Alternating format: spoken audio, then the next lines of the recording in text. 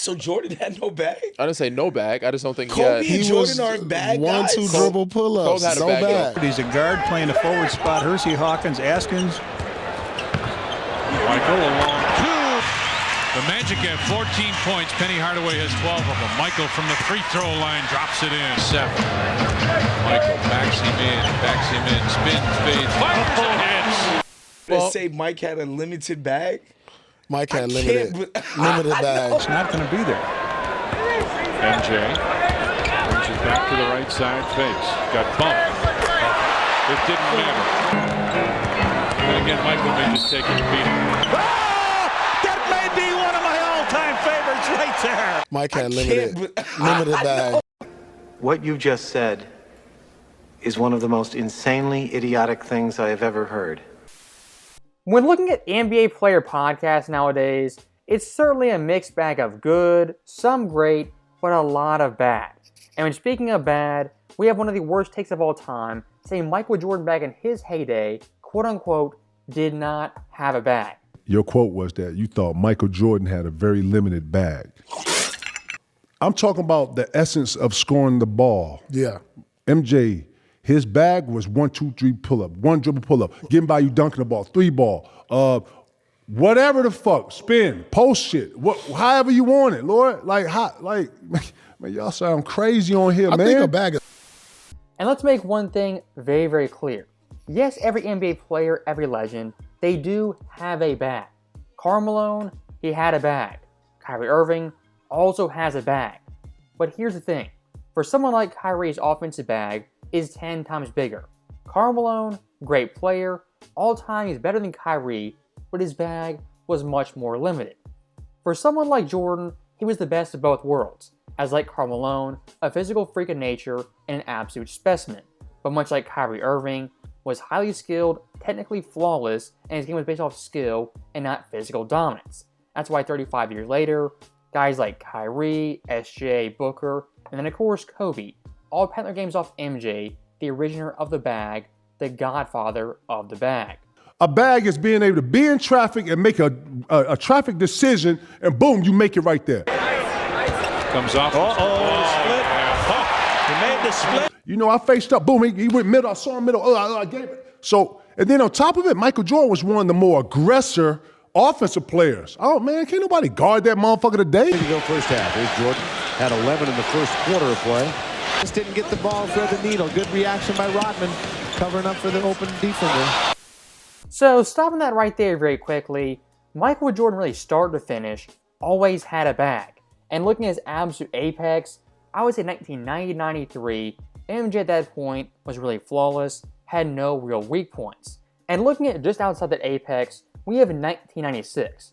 This version of Jordan, still fantastic, an all-time legend. And to get a good gauge of Jordan's bag this season, I chose 5 random games versus the Sonics, Knicks, 2 versus the Magic, and 1 versus the Heat. These games for Michael Jordan, they're not all-time great games, they're kind of just random games where he was good to great, but not fantastic. As looking at those 5 games for some pretty good defensive teams, he scored 35, 33, 25 once, and twice versus the Magic, had 23. During these 5 games, averaged 28 points per game. That for 96 MJ was slightly below par. So when it comes to Jordan's bag these 5 games, a pretty good gauge of how great he was as an offensive player. And looking at the tracking data, it was pretty impressive. 96 Jordan on jump shots was 40-81. That's pretty damn good. The mid-range even better, 31-59. Fadeaways, 15-35. From the post, 11-23. Catch and shoot jump shots, 12-24. Off the dribble jumpers, 24 of 46. Mike Jordan ain't got a bag, P? Man, stop, man. At this point, Michael Jordan has not been himself. Goes flat. Michael. Fake the 3, comes inside, fadeaway jumper on the baseline. Kept alive by Jordan and went to the fadeaway. Thomas will check in. MJ backs in, fadeaway jumper, and Michael has 2 more. Perfection.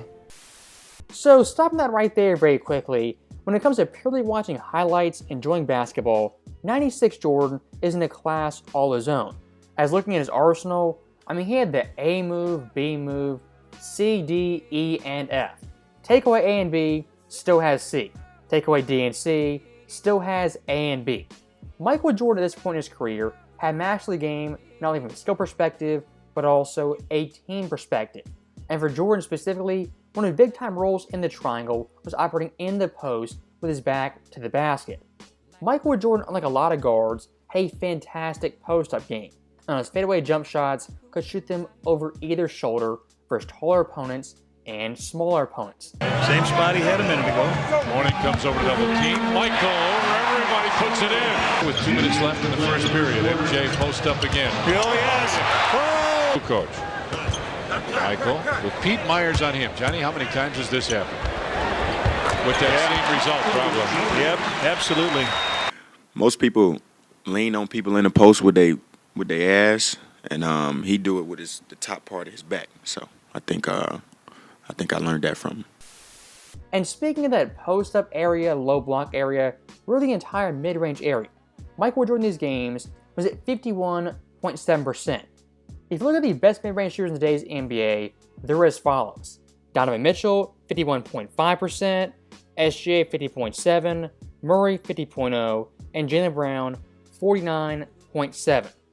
That right there in today's NBA are the 4 best mid-range shooters.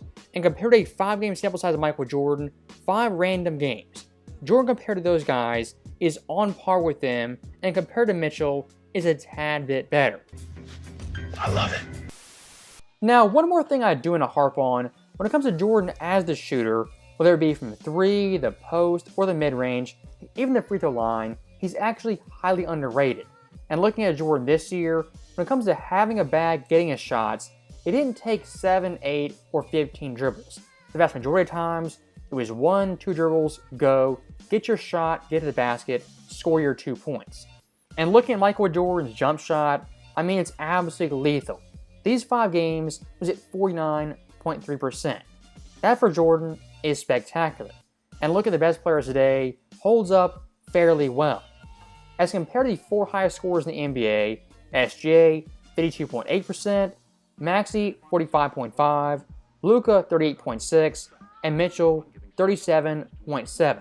So Michael Jordan right here 96, in a tougher defensive era with less spacing, his jump shot is on par with something SGA, who's the reigning MVP at his absolute apex. Out to Harper. Over to Michael. MJ, baseline, fades, fires. Yeah, count it, and he'll go to the line. Top MJ. Rocks, stops, fires. You have to vote on the player of the game, sir. These niggas today don't even know how to score. A nigga have a move and then bring it back and remix it, and it's a bunch of that, bro. We talking about putting the ball in the bucket. That's what they call a bag, though. Bro, I'm talking about the essence of scoring the ball. Starks, guards him. Here's Jordan. Mason now with the switch. MJ with it on the wing. Comes off the screen, penetrates, hangs, and hits. And here's one thing I do want to mention. When it comes to Jordan the jump shooter, a lot of his jump shots are coming off the ball, off down screens, and off picks. For a lot of the elite scorers in today's NBA, like a Maxey, Luka, and SGA, how they get their points primarily with having the ball and hunting their shot. For someone like Jordan, he's running off screens and picks, running without the ball being in his hands. In a lot of ways, Jordan hunting for his jump shot was like Steph Curry from the mid-range. Luke gives it back. MJ is taking and making those shots. They won't really be concerned. Open jumper. I think it has something to do with, like, you got to take 20 dribbles and get the moves off and score. That's what this era is. Against the Bulls. And Chicago as Jordan unleashes. So stopping that right there very quickly, when it comes to Michael or Jordan's bag, here's why it's so fantastic. Yes, Jordan, if he needed to, could bust out 3, 4 moves, get really, really fancy. But a lot of times Jordan was kind of 1, 2, hit it, get my points, check out early. And for the Bulls offense, him being off-ball routinely, that for Scottie, Ron Harper, held him out tremendously, as what stifles an offense more than anything. One guy holding the ball, pounding it, everyone else watching. That right there for Jordan is what makes him very, very unique. Yes, he had the bag, had the skills, had all the moves. But at this point, what was he doing? Conforming to his system and putting winning above all else. So that right there is in the video. And I'll say one last thing. For guys like Booker, SGA, and Maxey, even a Kawhi Leonard, who they all referenced was Kobe. And for Kobe, who did he reference? Michael Jordan. That's what it all comes back to. Michael Jordan, for his time period, was the godfather, was the blueprint, laid the foundation.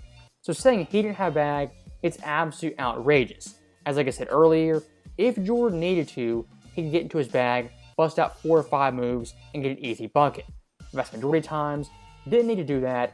It took 1, 2 dribbles, maybe a jab step, and he got his points. As always, thank you guys for watching. Hope you enjoyed it. I'll see you next time.